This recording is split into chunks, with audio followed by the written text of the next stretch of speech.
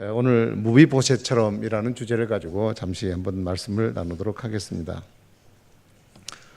다윗의 아들 가운데 그 압살롬이라는 아들이 있었죠. 그 아들이 내란을 일으켰습니다. 반역을 한 거죠. 아버지를 향해서. 그래서 상당히 나라가 내부적으로 큰 소동이 일어났습니다.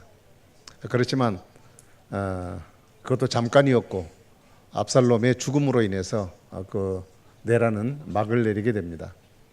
그런데 다윗이 이 가운데 이제 그 압살롬과 충돌을 하면 비록 나의 정권에 대해서 내부 반란을 일으켰지만 서로 죽여야 하는 상황이 처할 수도 있기 때문에 아들을 피해서 일부러 다른 곳으로 예루살렘에 빠져서 딴 곳으로 도망을 하게 되죠. 그런데 그 도망하는 과정 속에 다윗이 몇 가지의 일을 겪습니다.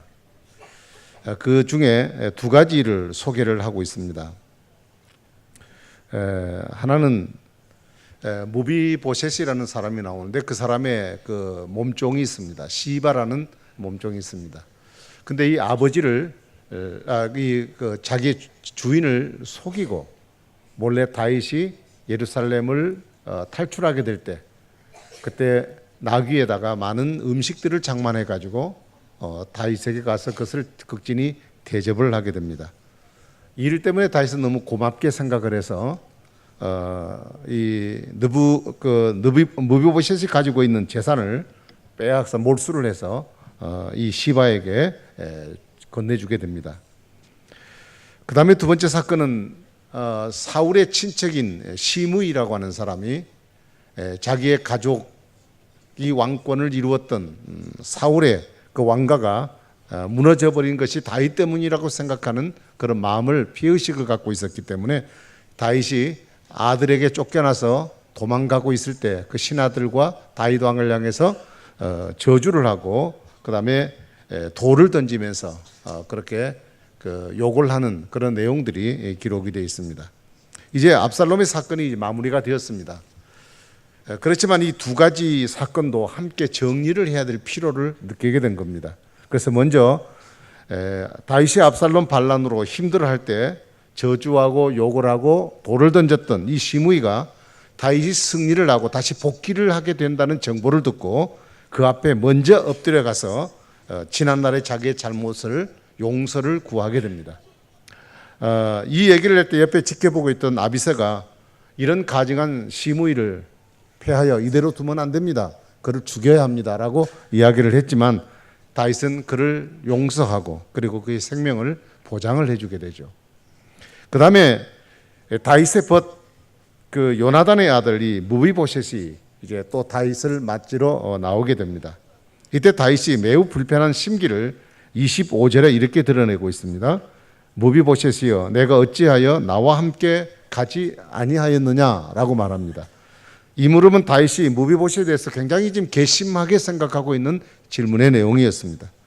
사실 여러분들 무비보셋이라는 사람은 잘 아시지만 지체 장애인입니다. 사울의 왕족이 무너짐으로 인해서 아버지도 그리고 그 식구들도 다 죽임을 당하게 되고 이 불구의 몸인 무비보셋만 고아로 남게 되었습니다. 나중에 다윗이 이 사람이 요나단의 아들임을 늦게 알고 아주 그를 귀하게 접대하고 왕이 먹는 식탁에 같이 앉아서 식사를 같이 할 정도로 아끼고 사랑했던 그런 사람입니다. 그런데 다윗이 위기를 당할 때 그래서 성을 탈출할 때 그 고난의 행렬에 동참하지 않았습니다. 그래서 다윗은 말할 것도 없고 주변의 사람들도 그를 배신자라고 괘씸하게 생각을 하게 된 것이죠. 게다가 다윗이 더 감정이 상한 이유가 있었습니다. 그것은 무비보셋의 종 시바가 그 물건을 먹을 것을 갖다 주면서 건넸던 가운데 이야기를 한 이야기가 생각났습니다. 그것이 16장 3절에 보면 이 사람의 말은 무비보셋이 자기의 조부 사울의 나라를 다시 되찾기 위해서 다윗 왕을 배신하고 그리고 역도들과 함께 성 안에 지금 다음 행동을 위해서 기다리고 있다는 말을 듣게 되었습니다. 다윗은 이 사람을 얼마나 사랑했는지 모릅니다. 선대했습니다. 그런데 이런 말을 들었을 때 비록 이 사람이 요나단의 친구랄지라도, 자신의 절친인 친구의 아들이랄지라도 이 문제는 그냥 넘어갈 수가 없었습니다. 그래서 다윗은 이 일로 인해서 시므이가 자기를 저주한 것보다 훨씬 더 괘씸한 행동으로 다윗의 마음을 휑하게 만들었던 사건이었다고 볼 수 있습니다. 사실 이 무비보셋은 큰 위기를 맞은 거죠. 그래서 이 무비보셋이 다윗 앞에서 이 사건에 대한 전말을 쭉 얘기를 하면서 이렇게 된 원인이 무엇 때문에 되었느냐, 나의 종 시바라는 사람 때문에 된 일이라는 사실을 그대로 얘기를 했습니다. 그럼에도 불구하고 다윗은 이 이야기를 자기 변명으로 받게 되고, 그래서 더 감정이 상하게 되어졌습니다. 그리고 그 시바에게 주었던 재산, 그것을 절반을 다시 받아가지고 내가 이거 절반 너에게 줄 테니까 이거나 먹고 입 다물고 떨어져 하고 그를 이렇게 내쫓게 됩니다. 그럴 때 이 무비보셋이 다윗을 향해서 마치 폭탄 발언 같은 얘기를 합니다. 30절에 보면 무비보셋이 왕께 이르되 내 주 왕께서 평안히 왕궁에 돌아오시게 되었으니 그로 그 전부를 차지하게 하옵소서라는 말을 합니다. 이것은 다윗이 노골적으로 기분 나쁘다고 하는 얘기를 지금 표현하고 있는 거죠. 여러분, 다윗은 지금 기분이 몹시 상해져 있습니다. 지금 무비보셋이 기분 나쁘게 생각할 이유가 하나도 없어요, 사실.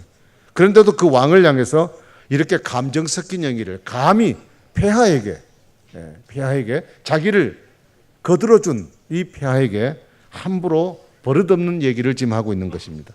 잘못하면 이 무비보셋의 목숨이 위태로울 수 있습니다. 그가 과연 이런 얘기를 하고 그 생명이 부재할 수 있을까? 아마 이 재산의 절반을 종에게 주었으니까 그는 비록 넉넉하지 못하게 힘들게 남은 재생을 살았을 것이라 생각합니다. 그러나 오늘 저는 이 이야기를 이렇게 매듭을 지으면서 비록 다윗이 볼 때 그를 감정적으로 대하고 나쁜 사람이라고 생각하는 그런 괘씸한 마음이 그 속에 있었는지는 모르겠지만 그는 하나님이 인정하시는 소중한 사람임을 우리는 주목해야 할 필요가 있습니다. 왜 하나님께서 성경에 이 무비보셋에 관한 사건을 기록을 하셨을까? 아마 그것은 모든 사람들에게, 독자들에게 무비보셋의 진심을 알리고 싶으셨기 때문이라고 말하고 싶습니다. 무비보셋은 어떤 상황에도 흔들리지 않냐는 진실한 사람이었음을 우리는 보게 됩니다. 그 중심이 살아있기 때문에 하나님께서 그를 주목하여 보신 것이죠. 자, 24절을 한번 보시면 사울의 손자 무비보셋이 내려와 왕을 맞으니 그는 왕이 떠난 날부터 평안히 돌아오는 날까지 그의 발을 맵시 내지 아니하며 그의 수염을 깎지 아니하고 옷을 빨지 않았다, 이렇게 얘기했어요. 지금 무비보셋의 모습이, 이 내용을 보면 슬픔을 당해서 마치 재난을 당하는 자와 같은 모습을 지금 취하고 있는 겁니다. 지금 사실 그는 압살롬 때문에 다윗이 왕궁을 떠나서 고성을 당하는 그 수많은 시간날을, 그가 다시 돌아오는 날까지 자기의 모든 것을 다 내려놓고 다윗에게 대한 염려와 걱정, 이것으로 하루도 그 마음 편할 날이 없이 매일매일을 살아왔던 그였습니다. 여러분, 발을 맵시 내지 않았다는 얘기는 뭐냐? 다윗이 왕권을 잃고 떠남에 대한 슬픔을 표현하고 있는 내용이에요.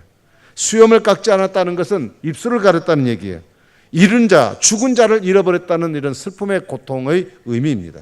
옷을 빨지 않았다는 얘기도 다윗이 당하는 고통이 내 죄 때문에 일어난 사실이라는 사실을 슬픔으로 표현하고 있는 내용이라고 말할 수 있습니다.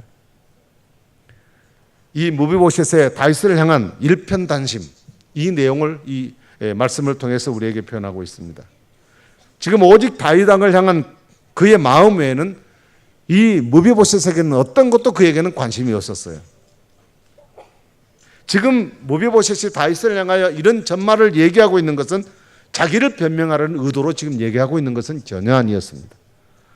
진심으로 다윗을 염려했고 종 때문에 속임을 받아서 비록 다윗과 같이 그 고난의 공간에 동참은 하지 못했지만 그러나 그도 그 고난에 함께 했음을 보여주고 있는 내용입니다.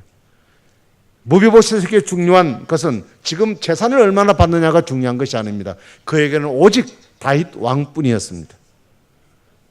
건강한 모습으로 복귀하셨다는 그 자체가 이 무비보셋에게는 최고의 인생의 삶의 가치였고 보람이었고 기쁨이었습니다. 여러분, 오늘 우리가 살아가는 이 시대는 급변하는 시대라고 말합니다. 주변의 환경도 그리고 사람들의 의식 구조도 상당히 빠른 속도로 변하고 있습니다. 사람들도 모두 그 흐름에 따라 살아가려고 나름대로 발버둥치고 환경에 적응을 하고 살아가고 있습니다. 그래서 이런 환경에 쉽게 적응하는 사람들을 지혜로운 사람이라고 세상 사람들은 얘기합니다. 가끔 우리 성도들 가운데도 저 사람 많이 변했어. 저 사람에게도 저런 모습이 있었나? 아마 이런 생각을 가질 때도 있을 겁니다. 너무 쉽게 변해가는 것들을 보면서 우리의 마음속에 정말 허무한 그런 공허한 마음을 감출 수가 없습니다. 여러분, 오늘 우리는 우리들의 이런 모습과 무비보셋을 보면서 우리는 어떤 생각을 하십니까? 오늘 시바처럼 자신의 출세와 그리고 욕심을 위해서라면 장애를 입은 주인의 연약함을 이용해서 그 관계를 등지는 그런 경우가 우리 주변에도 많이 있을 수 있는 내용이라는 것입니다. 신뢰, 믿음, 이것이 무색할 정도로 사람들은 현실적 감각이 뛰어난 시대를 살아가고 있습니다. 하나님은 변질돼가는 이 시대의 대안으로 오늘 21세기 우리들에게 무비보셋을 제시하고 있습니다. 사랑하는 성도 여러분, 그리고 우리 열린연합교회 성도가 이 시대 앞에 무비보셋이 되기를 주님은 기대하고 있습니다. 여러분, 우리의 믿음을 보여야 합니다. 신앙생활하는 중에 애매하게 우리가 오해를 받을 수가 있습니다. 하나님을 섬기고 봉사하는 일 속에 때로는 내가 진실을 얘기해도 상대방에게 통하지 않는 경우도 있을 수가 있습니다. 여러분, 그럴지라도 우리는 우리의 위치를 지켜야 합니다. 그리고 섬겨야 할 자리를 떠나지 말아야 합니다. 우리의 모습이 결코 변질되어서는 안 될 것이라고 생각합니다. 이것이 이 시대 앞에 믿음이 사람들이 보여줘야 할 진실한 모습이 아닌가 생각합니다. 오늘날 한국 교회가 많은 사회에 지탄의 대상이 되고 있는 것, 그것은 그들의 가치와 우리 기독교의 가치가 다름에서부터는 어떤 이질적인 문제도 있을 수 있겠지만 눈에 보여지는 현실들이 그리스도인답지 못한 모습들 때문에 기대했던 그 교회가 그 기대치에 맞지 않는 그들의 삶의 모습을 보고 그렇게 지탄을 하고 있는 내용이 아닌가를 생각해 보면서 우리는 사회가 왜 우리 교회를 향해서 그런 마음을 갖나라고 서운한 마음을 갖거나 사회를 미워하기보다는 빛과 소금으로 세상을 복음으로 껴놔야 할 교회가 그들에게 어쨌든 이성적이든 현실적이든 도덕적이든 그들에게 지탄을 받고 있다는 것 자체는 결코 아름다운 모습은 아니라고 생각을 해봅니다. 사랑하는 여러분, 예수님을 향한 중심이 흔들리지 않기를 간절히 바랍니다. 무비보셋을 향하여 다윗이 가졌던 그 중심이 결코 흔들리지 않았습니다. 어떤 비난을 쏟아져도 하나님을 향한, 예수님을 향한, 그리고 주님 몸된 교회를 향한 그 믿음이 흔들리지 않기를 주의 이름으로 축복합니다. 여러분, 끝까지 하나님의 사람으로서 하나님의 사람의 자존감을 잊지 말기를 바랍니다. 무비보셋은 자기 재산을 다 포기하면서까지라도 그는 자기의 위치에 그 자존감을 잃어버리지 않았습니다. 그는 그 일로 인해서 일시적으로 가난이라는 불편을 감수할 수밖에 없는 문제들이 그 앞에 놓여있지만 그러나 그 속에는 누구도 꺾을 수 없는 왕족의 피가 흐르고 있었습니다. 오늘도 주님은 이 시대에 무비보셋을 찾고 계십니다. 우리 주님의 몸된 교회에 흔들리지 않는 무비보셋이 되기를 주님의 이름으로 축복합니다. 여러분, 주님을 사랑하십니까? 이 모든 것보다 더 주님을 사랑합니까? 내가 주님을 사랑한다면 주님을 사랑한다는 표현이 어떻게 돼야 할까요? 어떻게 주님을 사랑할까요? 사랑이란 말 자체가 추상 단어 아닙니까? 주님은 이 땅에 자신의 몸의 흔적을 남기셨습니다. 바로 그것이 교회라고 하는 부르심의 공동체입니다. 그 어떤 것도 비교될 수 없는 그리스도 피로 값주고 사신 하나님의 거룩한 교회 공동체입니다. 이 교회를 사랑하고 섬기는 것은 바로 주님의 몸을 섬기는 것이고 곧 그것은 주님을 위하여 사는 삶이라고 생각합니다. 오늘 우리 열린연합교회가 30주년을 지나는 동안 얼마나 많은 눈물과 수고를 견뎌내야 했을까라는 생각을 해봅니다. 고국의 수도 개척이라는 것이 무척 힘든데 이국 땅에서 함께 그리스도를 섬기는 이 수많은 무리들이 함께 지금까지 오는 과정 속에 얼마나 많은 힘든 일이 있었을까.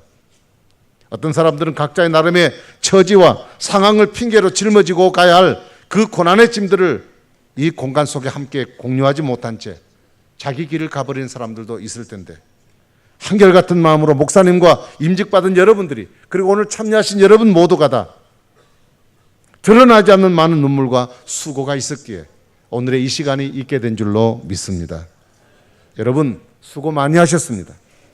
지금까지 함께 해주셔서 정말 감사합니다. 사람은 살아가노라면 어쩔 수 없는 위기라는 게 다가올 수 있어요. 그 누구에게나 옵니다. 그러나 그런 말 있잖아요. 시대가 영웅을 만든다는 말이 있습니다. 피할 수 없는 위기의 때가 어떻게 생각하면 무비보셋이 드러날 때입니다. 하나님께서 사용할 위대한 사람을 구별해내시는 환경일 수도 있다는 사실을 여러분 기억해야 할 것입니다. 스코틀랜드의 종교개혁자인 존 낙스라는 사람이 40대에 들어서면서 그 자기 시대였던 부흥 시대를 맞이해서 역사상 가장 위대한 설교자로서 오늘도 기록되고 있는 사람입니다. 그러나 그가 나이가 점점 들어가자 목회는 예전 같지 않고, 그리고 사람들의 눈길을 끌지 못했습니다. 그래서 영광의 시대가 흘러가 버린 얘기가 되어버렸습니다. 그때 그는 이런 일기를 썼다고 해요. 나는 하나님이 주신 땅을 일굴 것이다. 그러면 은혜로우신 하나님이 다시 불을 붙여주실 것이다. 하지만 불을 붙여주시든 안 붙여주시든 하나님의 은혜 속에서 나는 계속 밭을 갈 것이다. 아마 이 존 낙스는 분명히 하나님 앞에 서서 예수님이 이런 얘기를 들었을 거라 생각합니다. 그 주인 이르되 잘하였도다 충성된 종아, 네가 작은 일에 충성하였으며 내가 많은 것으로 맡기리니 내 주인의 즐거움에 참여하리라. 그 이뤄놓은 커다란 일에 분명히 하나님께서 갚을 수 없는 엄청난 은혜와 축복으로 그를 채워주셨으리라 믿습니다. 그러나 그가 이 땅 사는 날 동안 별로 알려지지 않은 작은 일에도 성실하게 살았다는 사실을 우리는 꼭 기억하시기를 바랍니다. 우리의 때는 항상 기다려주지 않습니다. 하나님이 나를 사용하는 기회는 항상 많지 않습니다. 내게 건강이 있고 또 내가 이곳에 머물러야 할 때는 어느 때가 우리가 끝이 돼야 될지 우리는 알 수 없습니다. 바로 지금 내가 머물러 있는 시간, 바로 이 때가 하나님께서 나를 헌신을 요구하시고 또 주의 몸된 교회를 섬기는 때로 하나님께서 나를 지금 머물게 한 때인 줄 알고, 내게 주어진 지금 이 시간, 우리 모두는 우리 주님 앞에 설 때까지 이 교회가, 이 시대가 마지막이 되어져서 다 허물어지고 모든 교회가 음녀교회처럼 다 주님을 배신하는 상황이 생길지라도 복음의 그 기치를 높이 들고 흔들리지 않는 믿음으로 굳게 서는 하나님의 앞에 신실한 성도들이 되어질 때 우리 열린연합교회의 수고가 결코 주 안에서 헛되지 않은 교회가 될 줄로 믿습니다. 자기 이익을 위해서 주님을 등질 수밖에 없는 상황일지라도 끝까지 하나님 앞에 목숨 바쳐 교회를 지키고 성도를 사랑하고 섬기고 주님 복음을 전한 일을 위해서 힘쓰는 우리 임직자 그리고 사랑하는 우리 성도 여러분 되셔서 30년 이후가 다시 우리 교회가 새롭게 회복되어져서 그리고 다시 재출발하는 그런 기회가 되어져서 주님 올 때까지 주의 영광을 크게 드러내는 하나님의 교회로 우뚝 서기를, 그리고 이 지역에, 그리고 이 말레이시아라고 하는 이교도의 나라에서 주님의 복음의 영광이 크게 드러내는 교회로 하나님께 굳게 세워질 수 있기를 주님의 이름으로 축복합니다. 기도하겠습니다.